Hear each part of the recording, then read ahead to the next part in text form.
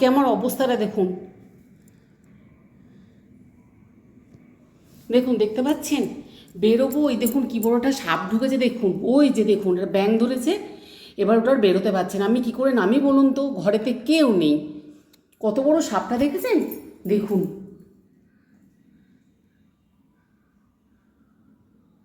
দেখুন কত বড় সাপটা। ওরে বাবা, আমার তো দেখে ভয় লাগছে।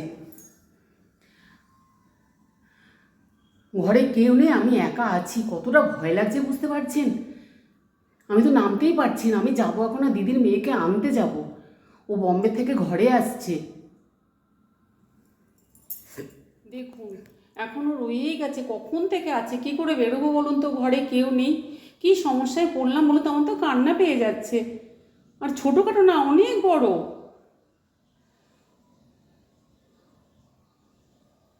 আশেপাশে কেউ নেই, পাড়ার লোক পাড়াতে আছে কিন্তু ছেলেরা কেউ ঘরে না, সব বউরা ঘরে আছে।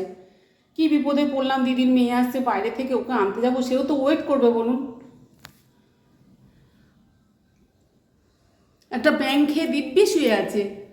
যা না রে বাবা এখান থেকে, আমার তো কান্না পেয়ে গেল ভয়ে। যা, এতক্ষণ পর বাপরে, সাপটাকে বার করা দেখে হয়েছে। ভয় কি করব, লাগছে। পাড়ায় একজনকে ফোন করলাম, সে ছেলেটা আসলো, এসে সাপটাকে বার করে দিল। আমি আর দিদি একসঙ্গে যাবো ভেবেছিলাম, কিন্তু আমি তো আটকে গেছি। দিদিকে বললাম তুই চলে যা, আমার দেরি হবে, কিন্তু কারণটা ওকে আমি বলিনি। তো আশা করি সে চলে গেছে। তা আমি এখন যাচ্ছি, কি করব বলুন। এই দেখুন অটো পেয়েছি, অটো করে যাচ্ছি আমি। মোটামুটি কাছে এসে গেছি, এবার অটো থেকে আমি নামবো।